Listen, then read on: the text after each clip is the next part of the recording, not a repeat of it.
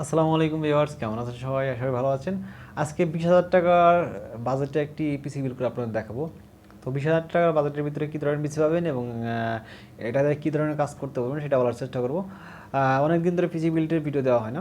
আমার চ্যানেলে অনেক পিসি বিল্ডের ভিডিও আছে, চাইলে প্লেলিস্টে গিয়ে দেখে আসতে পারেন।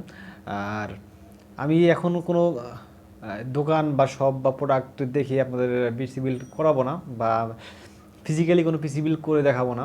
আমি একটা বিল্ড আইডিয়া দেবো, যে গাইডলাইন দেখে আপনারা মোটামুটি একটা আইডিয়া পেয়ে এই ধরনের পিসি বিল্ড করতে পারবেন এই বাজেট দিয়ে। তো আজকের পিসিতে ইন্টেল কোরাই 5-এর 6th জেনারেশনের একটি প্রসেসর রেখেছি। তো এটার মার্কেট প্রাইস 6,000 থেকে 6,500 টাকা। তো এটার কোনো ওয়ারেন্টি বা গ্যারান্টি পাবেন না, 7 দিনের হয়তো গ্যারান্টি দিতে পারে। তো এটা আপনার ক্লক স্পিডের উপর ডিপেন্ড করে প্রাইসটা ভ্যারি করে। এখানে 6,000 থেকে 7,000 টাকার মধ্যে পেয়ে যাবেন। যেগুলো ক্লক স্পিড একটু বেশি, 3.30 গিগাহার্স বা তারের বেশি 3.50 গিগাহার্স, সেগুলোর দাম একটু বেশি। যেগুলো 2.80 গিগাহার্স, সেগুলোর দাম 6,000 টাকা একটু নিচেও পেয়ে যাবেন। তো এটা আপনার ডিপেন্ড করবে এটা আপনি কোন দোকান থেকে কিনতেছেন। আমি বিভিন্ন মার্কেট এবং বিভিন্ন ওয়েবসাইট ঘুরে ফিরে প্রাইসগুলো আপনাদের বলার চেষ্টা করতেছি, এবং এই প্রাইসটা কিছুটা কম বেশি হতে পারে। তো আপনারা জানেন ইন্টেল কোরাই 5-এর 6th জেনারেশন থেকে আপনার DDR4 র্যাম ইউজ করা যায়। এখানে আপনার DDR4-এর 2400 মেগাহার্জ র্যাম সাপোর্ট করে। আর এখান এই আপনার এখানে বিল্ডিং গ্রাফিক্স রয়েছে, মোটামুটি ভালো একটা গ্রাফিক্স পাবেন। আর এখানে 4 কোর এবং 4 থ্রেড রয়েছে, যেটা দ্বারা আপনি মোটামুটি সব ধরনের কাজই করতে পারবেন, ইজিলি করতে পারবেন। এবং এখানে সব ধরনের কাজ বলতে এখানে আপনারা গেমস ওরকম বাড়ি গেমস খেলতে পারবেন না, কিন্তু টুকটাক যেগুলো নর্মাল গেমস সেগুলো খেলতে পারবেন। এখানে র্যাম বা অথবা একটা গ্রাফিক্স কার্ড লাগালে পরবর্তীতে এটাতে সব ধরনের কাজ করতে পারবেন। তো এই হলো প্রসেসর। এখানে মাদারবোর্ডে যদি আপনি এখানে ব্যান্ড গিগাবাইট বা MSI বা আর অন্য ব্র্যান্ড যেগুলো আছে এগুলো ব্র্যান্ড মাদারবোর্ড নিতে যায়, তাহলে 20,000 টাকার বাজেটে হয় না। তো বাজেটটা ঠিক রাখার জন্য এখানে চাইনা মাদারবোর্ড ধরেছি, ইসনিকের H110 মাদারবোর্ড। সেটা আপনার 4500 থেকে 5,000 টাকার মধ্যে পেয়ে যাবেন, 1 বছরের রিপ্লেসমেন্ট গ্যারান্টি পাবেন।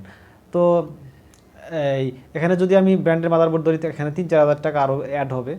তো ইসনিক আমার কাছে মোটামুটি ভালোই লাগে।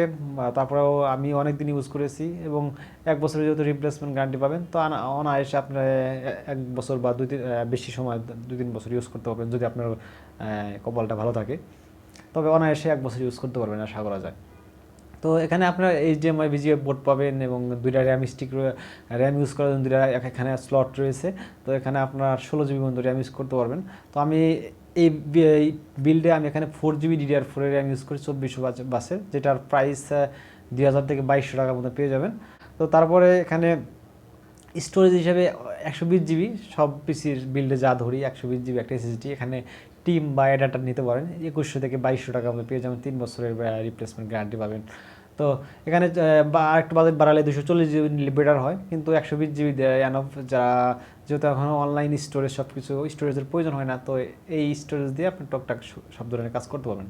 তো আমি এখানে বাজেট যেহেতু 20,000, তো এখানে যদি স্টোরেজ বাড়িয়ে নেই তাহলে বাজেটটা একটু বেড়ে যায়। তো আমি 20,000 টাকার বাজেট রাখার চেষ্টা করেছি, এজন্য 120 GB SSD ধরেছি।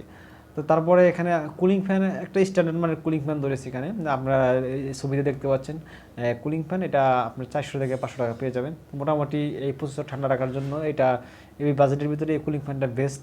এখানে লাইটিং ওরকম কুলিং ফ্যান বা রাখি নাই, 8 GB লাইটিং রাখার যেহেতু বাজেট বেড়ে যাবে।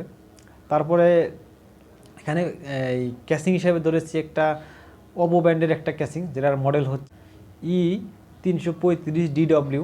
যেটা ক্যাসিংটা আমার কাছে জোশ লাগে এই বাজেটের ভিতরে। এখানে আপনার বাজেটটা 3300 থেকে 3500 বা 3600 টাকার মধ্যে পেয়ে যাবেন। হোয়াইট কালারের ক্যাসিং, সাইডে টেম্পার গ্লাস আছে, সামনে RGB ফ্যান আছে এবং পিছনে RGB ফ্যান আছে। তো লুকিংটা অসাম, এই জন্য বাজেটটা একটু বেশি হলেও, প্রাইসটা একটু বেশি হলেও এখানে গেমিং লুক দেওয়ার জন্য বা পিসিটাকে সুন্দর দেখানোর জন্য এই ক্যাসিংটা ধরেছি। এখানে আপনারা যদি বাজেট কম হয় আর একটু, দেখেন নর্মাল ক্যাসিং নিতে পারেন।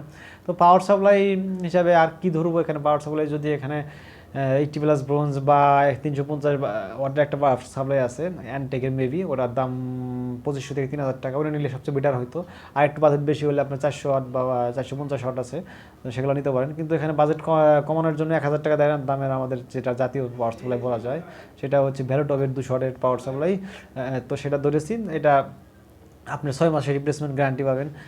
তো তারপরে এই এই হলো পিসির কম্পোনেন্ট।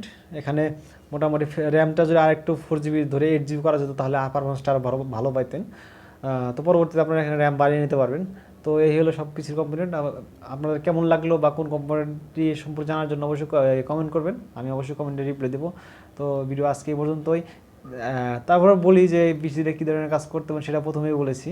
তো যাদের বাজেট 20,000 টাকার আশপাশে, আপনারা যদি বাজেটে বেশি না বাড়াতে পারেন তাহলে আমার কাছে এই বিলটা বেস্ট মনে হয়। এটা 6th জেনারেশন যেহেতু পিসি, তো শুধুমাত্র এখানে পিসির প্রাইসটা বলেছি, মনিটর বা কিবোর্ড মাউস আলাদা আপনাকে কিনতে হবে। তো এই হলো আজকের ভিডিও। ভালো থাকবেন, সুস্থ থাকবেন, ধন্যবাদ সবাইকে, আসসালামু আলাইকুম।